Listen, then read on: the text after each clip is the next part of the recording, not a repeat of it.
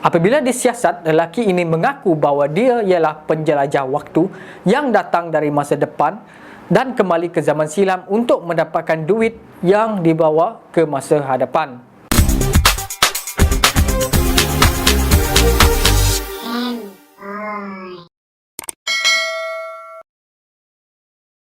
Hello guys, bersama dengan saya pada kali ini.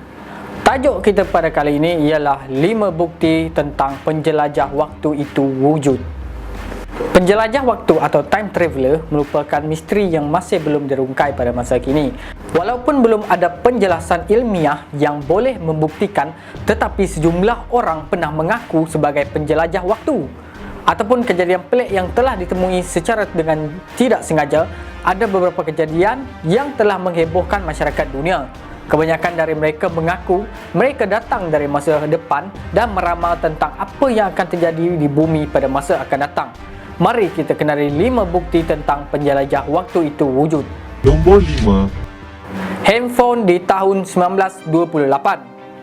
Pada filem hitam putih Charlie Chaplin pada tahun 1928, pada akhir filem ini ada seorang wanita yang berjalan sambil bercakap melalui handphone. Klip ini mula mendapat perhatian setelah seseorang memuat naik video itu ke dalam YouTube. Lalu, bagaimana mungkin seseorang mampu mempunyai handphone yang canggih begitu pada masa itu? Namun, ada yang berpendapat kemungkinan wanita itu sedang menggunakan alat bantu pendengaran iaitu dipanggil ear trumpet yang memang telah ada pada masa itu. Tetapi hal ini tidak menjelaskan kenapa wanita itu ketawa dan bercakap pada alat itu. Adakah itu memang betul-betul handphone? Nombor 4. Lelaki dari Tauret. Pada tahun 1954, seseorang lelaki telah ditahan di lapangan terbang Tokyo, Jepun. Setelah lelaki itu menunjukkan pasport yang aneh, meskipun pasport itu sangat asli pembuatannya, tetapi negara Tauret di dalam pasport itu tidak dikenal pasti dan tidak wujud. Lelaki itu menyatakan bahawa negara Tauret terletak antara Perancis dan Sepanyol. Apabila disuruh menunjukkan tempat itu, lelaki itu asyik menunjukkan Andorra. Menurut lelaki itu, di tempatnya tidak ada nama Andorra. Paling mengherankan lagi, apabila diperiksa beg lelaki itu, terdapat barangan seperti wang kertas euro dan juga mata wang negara Tauret serta beberapa objek dari bank yang tidak pernah wujud. Paling misteri lagi apabila lelaki ini hilang dengan secara tiba-tiba dalam kurungan pada keesokan harinya. Nombor 3. Andrew Carlson. Pada tahun 2003, heboh seluruh Wall Street apabila seorang lelaki bernama Andrew Carlson ditangkap atas tuduhan insider trading. Dengan hanya bermodalkan $800, Andrew mendapat keuntungan dengan $350 juta dalam masa 2 minggu sahaja. Disebabkan kecurigaan, dia telah ditangkap dan juga disiasat. Apabila disiasat, lelaki ini mengaku bahawa dia ialah penjelajah waktu yang datang dari masa depan dan kembali ke zaman silam untuk mendapatkan duit yang dibawa ke masa hadapan.